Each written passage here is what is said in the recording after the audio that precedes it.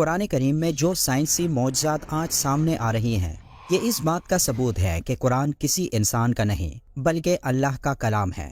قرآن میں اللہ تعالیٰ نے لوگوں کو بار بار اس طرف متوجہ کیا کہ مظاہر فطرت پر غور و فکر کریں اور ان میں اس کی نشانیاں تلاش کریں۔ قرآن کریم کی ایک آیت میں اللہ نے اس دنیا کی سب سے حقیر اور کمزور مخلوق کی مثال بیان کی ہے، جس میں موجودہ مطلب کو سمجھ کر ایک انسان اس دنیا کا اصل مطلب جان سکتا ہے۔ تمام جانداروں میں یہ نشانیاں موجود ہیں، لیکن چند ایک خاص طور پر وہ ہیں جن کا ذکر اللہ نے قرآن پاک میں فرمایا، اور انہی جانداروں میں سے ایک مچھر ہے۔ جب قرآن پاک میں مکڑی اور مکی کی مثال بیان ہوئی تو مشرک کہنے لگے کہ بھلا ایسی حقیر چیزوں کے بیان کی قرآن جیسی اللہ کی کتاب میں کیا ضرورت؟ تب اللہ نے ان کے جواب میں یہ آیات نازل فرمائی۔ اللہ تعالیٰ اس بات سے بالکل شرم اور ندامت محسوس نہیں کرتا کہ وہ کسی مچھر کی مثال بیان کرے یا اس کے اوپر کی کسی چیز کی۔ جو مومن ہیں وہ یقین کرتے ہیں وہ ان کے پروردگار کی طرف سے سچ ہے، اور جو کافر ہیں وہ کہتے ہیں کہ اس مثال سے خدا کی مراد ہی کیا ہے۔ اسی طرح اللہ ایک ہی بات کے ذریعے بہت سے لوگوں کو گمراہ ٹھہراتا ہے اور بہت سے لوگوں کو ہدایت دیتا ہے، اور اس سے صرف انہی کو گمراہی میں ڈالتا ہے جو پہلے سے ہی نافرمان ہیں۔ مچھر بے شک ایک معمولی اور غیر اہم سا جاندار ہے، مگر اس پر غور و فکر کیا جائے تو اس میں بھی اللہ کی بہت ساری نشانیاں دیکھنے کو ملتی ہیں۔ اللہ تعالیٰ نے مچھر کے لیے قرآن میں بعودتا کا لفظ استعمال فرمایا ہے، اور یہ لفظ مؤنث ہے۔ مچھر کی دنیا میں کوئی 3500 اقسام ہیں، اور ان تمام اقسام میں صرف مچھر کی مادہ ہی انسانوں، حیوانوں اور پرندوں کا خون چوستی ہیں، جبکہ نر مچھر نباتات اور پھلوں کا رس چوستا ہے۔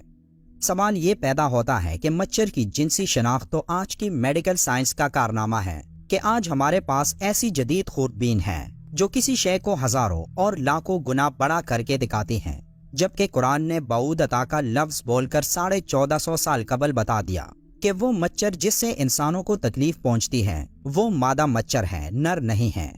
منافقوں نے اگرچہ مچھر اور مکھی کے چھوٹے پن کی وجہ سے قرآن پر اعتراضات کیے، لیکن اگر ان میں تھوڑی سی عقل ہوتی اور اس چھوٹے سے جانور کی ساخت اور بناوٹ پر غور و فکر کرتے تو سمجھ لیتے کہ اس کے بنانے میں باریک بینی اور عمدگی کی ایک دنیا صرف ہوئی ہے کہ جس سے عقل حیران رہ جاتی ہے۔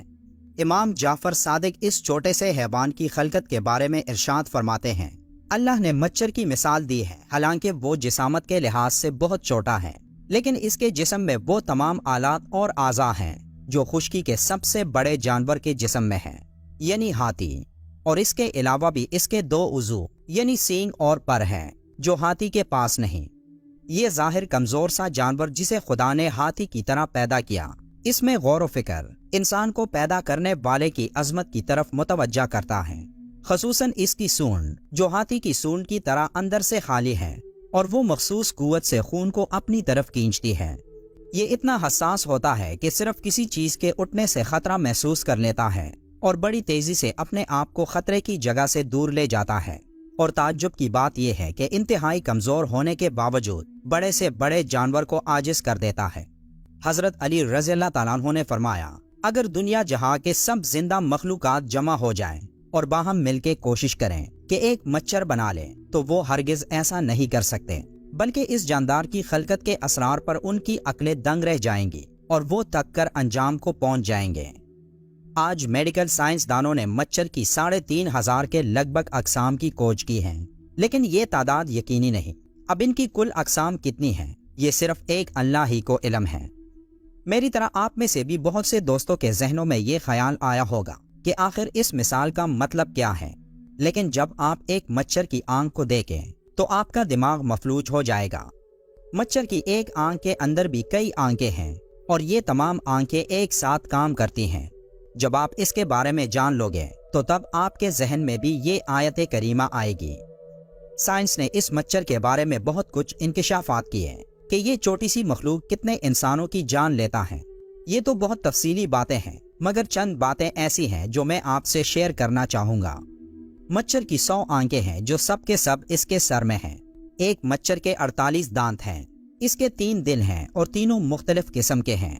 مچھر کے سونڈ میں 6 چریاں ہیں اور ہر چری کا اپنا کام ہے۔ مچھر کے دونوں طرف 3/3 پر ہیں۔ مچھر کے اندر حرارت کا پورا نظام ہے और इसी के जरिए ये इंसानी जल्द की रंगत को तारीकी में पहचानता है। मच्छर की सुई में नशा करने का निज़ाम है, जिससे काटते वक्त इंसान को महसूस नहीं होता और काटी हुई जगह खून चूसने से सूज जाती है। एक मच्छर के अंदर खून का तज्जिया करने का निज़ाम भी है, इसलिए वो हर खून नहीं चूसता।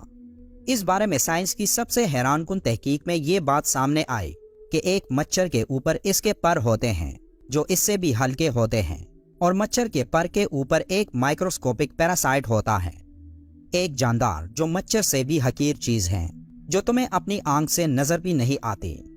अल्लाह ताला को तो तुम्हारे आमाल की और गलत कामों की मिसाल देने के लिए ऐसी चीजों को सामने लाने में कोई मुश्किल नहीं, और यही वो चीज है जिसके बारे में अल्लाह ने सूरह अल बकरा की आयत नंबर 26 में मच्छर की मिसाल देने के बाद फरमाया, अल्लाह ताला इस बात से बिल्कुल शर्म और नदामत महसूस नहीं करता कि वो किसी मच्छर की मिसाल बयान करें या इसके ऊपर की किसी चीज की।